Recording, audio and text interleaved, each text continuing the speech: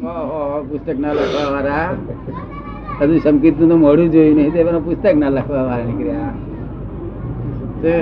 કરતા બધા. આવો શું કે છે? સંકિત ની વ્યાખ્યા સ્પષ્ટ કરો એમ છે. સંકિત ની વ્યાખ્યા નું સ્પષ્ટીકરણ. સંકિત ની વ્યાખ્યા જે દ્રષ્ટિ દ્રષ્ટામાં પડે એ સંકિત. આ દ્રષ્ટિ દ્રશ્યમાં પડે છે એમનો મિથ્યાત્વ. દ્રષ્ટિ દ્રશ્યમાં પડે છે એનું નામ મિથ્યાત્વ. એનું નામ મિથ્યાત્વ. મિથ્યાત્વ. અને દ્રષ્ટિ દ્રષ્ટામાં પડે એનું નામ સંકેત. દ્રષ્ટિ દ્રષ્ટામાં પડે.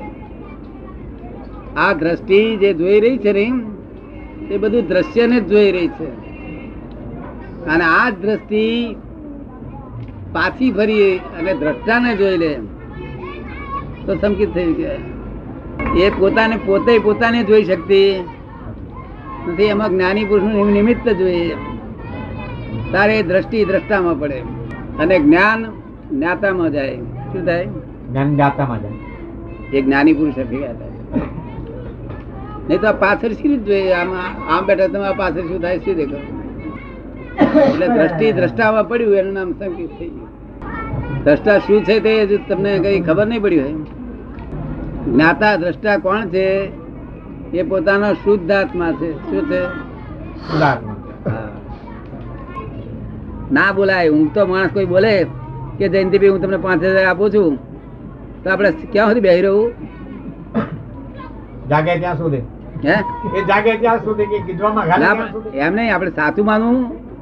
હું તો માણસ બોલે જો આપડે જાણીએ કે જાગે છે કે નહીં તો જરાક આપડે એમ લાગે તો બેસી રહીએ તો આપડે વાંધો નહીં. આ તો ઊંઘમાં બોલે છે એવું. આ શુદ્ધાત્મા છે ઊંઘમાં બોલે છે. જાગતા બોલો તો અનુભવ લક્ષ્ય ને પ્રતીતિ જેને વર્તી હોય, પ્રતીતિ અનુભવ ને લક્ષ્ય તો એક છે પરમાર્થ સંકેત એટલે સહાયક સંકેત કહેવાય. શું કહેવાય? સહાયક. તમારે શું શું રહે છે? અનુભવ લક્ષ ને પ્રતીતિ ત્રણે રહે છે. અનુભવ લક્ષ ને પ્રતીતિ ત્રણે રહે છે. કેટલો વખત શુદ્ધાત્મા નું એ રહે છે લક્ષ? કેટલો વખત? અહીંયા દાદા એક જ વસ્તુ શુદ્ધ કહું કે અહીંયા પુરાણમાં સિવાય સર્વજ્ઞ દાદા ભગવાન નું નામ લેવા છે બીજું કોઈ પુરાણ મારી પાસે નથી. એક સેકન્ડ પણ નિરંતર લક્ષ્ય જ રહે છે શુદ્ધાત્મા. નિરંતર. પછી ત્યાંથી શું રહ્યું બાકી? નિરંતર લક્ષ્ય જ રહ્યા કરે. પછી કર્મ સી રીતે બંધાય? હું શુદ્ધાત્મા છું એવું લક્ષ્ય રહે. હું એ માણેકલાલ છું એવું એમને લક્ષ ના રહે. છતાં ભૂલી ના જાય. કોઈ કહે તમે માણેકલાલ છો તે ભૂલી ગયા છો? ના હું ભૂલ્યો નથી. જેમ નાટકમાં ભરતુહરી હોય તે ભરતુહરી નાટક બધે એવી રીતે આ માણેકલાલ નું નાટક બધે. અને ભરતુહરી અંદર ખરે જાણતા હું લક્ષ્મીચંદ છું, આ અંદર જાણતા હું શુદ્ધાત્મા છું. આ જ્ઞાન વિતરાગ નું છે. આ જૈન નું જ્ઞાન નથી. શું છે? આ વિતરાગ નું જ્ઞાન છે. 24 તીર્થંકરો જે વિતરાગ થઈ ગયા એમનું આ જ્ઞાન છે. એમાં આપ ભેદ કઈ રીતે સમજાવો છો? એમાં ભેદ એટલો છે એટલે આ વિતરાગ ધર્મ છે. વિતરાગ ધર્મ એટલે અહીં ગમે તે મુસ્લિમ આવ્યો હોય તો એને ધર્મ સમજાય. આપણે કોઈ દક્ષિણી આવ્યો તો ધર્મ સમજાય. વેદાંતિ આવ્યો તો તેને ધર્મ સમજાય. જૈન આવ્યો, દિગંબરી આવ્યો તેને સમજાય. બધાને અહીં સમજાય. અહીં સાદવાદ વાણી હોય. કેવી હોય? કોઈ ધર્મ ને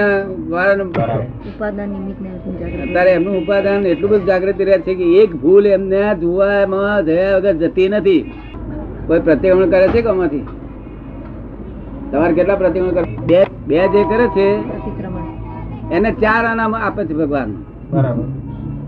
મહેનત કર્યું ને 2 માં 2 કલાક થતા છે ને તો મહેનત કરી એને 4 આના આપે છે. એક સામાયિક ના 4 આના 8 આના થયા ને.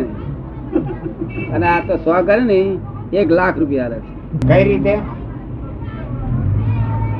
પ્રતિક્રમણ નો અર્થ શું તે જાણો છો તમે? ના. હે પારંપરિક રીતે જાણતા હોય તો એ અર્થ સાચો છે કે કેમ એની પ્રતીતિ નથી. તમે જેવું જાણતા હોય તો કોને પ્રતિક્રમણ નો અર્થ શું તમે પાપથી પાછા વળવું. હે પાપથી પાછા વળવું. પાપથી પાછા વળવું. પાપથી પાછા વળવું. કેટલો સરસ ન્યાય ભગવાને કર્યો છે કે ભાઈ પાપથી પાછા વળવાનું એનું નામ પ્રતિક્રમણ. શું હળવળી ને હવે તોય પાપ તો ઉભા જ રહ્યા છે. રહ્યા છે. એનું શું કારણ? આરંભિક પ્રવૃત્તિ. પાછું કોકની ઉપર શું ડફડું મારો છો? હું ગુનેગાર ને મારતા નથી. તેથી જે હાથમાં આવે ને પછી હાથમાં આવે. મૂળ ગુનેગાર ને પકડો ને. એ જેટલા દોષ જેટલા ગુનેગાર બહાર તો નથી ને, પોતે જ છે ને પોતે જ કરે છે ને પોતે જ ભોગવે છે. આ પ્રતિક્રમણ જ ન હોય. જી આ પ્રતિક્રમણ તો આને ક્રૂડ ફોર્મ કયા છે. શું કહ્યું છે? Crude form. Crude form. બરાબર. શું અને 12 મહિને પાછું ભેગો કરીને કે એ વળી વધારે ક્રૂડ. તો પ્રતિક્રમણ એનું નામ કહેવાય કે 12 મહિના જો પ્રતિક્રમણ કરે તો દોષ ઘટી જાય બધા. આ તો આખી જિંદગી કરતા કરતા કરતા સાધુ 80 ના 68 70 ના થાય પણ એક દોષ ઘટ્યો તો વધ્યા છે. આ તો એ 100 પ્રતિક્રમણ કરે ને તો શૂટ ઓન સાઇટ નો ધંધો છે. કેવો છે? દોષ થાય કે એને શૂટ કરો. અને તમે તો ભગવાન નું પેલું કહેલું ગોખી જાવ છો એને પ્રતિક્રમણ કહો છો. પેલું ગોખે છે ત્યારે અત્યારે એ સમજણ છે. શું કહે છે? અત્યારે એ સમજણ છે. પણ બધું એને ગોખવાનું આચારમાં મુકાયું. એ તો પોપટ નહીં શીખવાડીએ તો તે બોલી જાય. બરાબર. એમાં શું વળે? ભગવાને ફક્ત એક નોકાર મંત્ર એકલો જ છે સમજીને ગાવાનો કહ્યો હતો કે ભાઈ માગધી ભાષામાં બોલજો. નોકાર મંત્ર એકલો જ માગધી ભાષામાં તે પણ સમજીને ગાજો. અને આ તો પોતપોતાની ભાષામાં કહી લેજો પ્રતિક્રમણ નો અર્થ. નહીં તો લોકો પ્રતિક્રમણ ને પામશે નહીં. ત્યાં જૈનો પૂછીએ આપણે અહીંયા કે જૈન જતા હોય એનો બોલાય સાહેબ અહીંયા આવો. શું નામ था? કે તિકમલાલ શેઠ મારો. આવો ક્યાં ગયા હતા? આ પડકમણું કરી આવ્યો કે શું કે છે? શું કરી આવ્યા?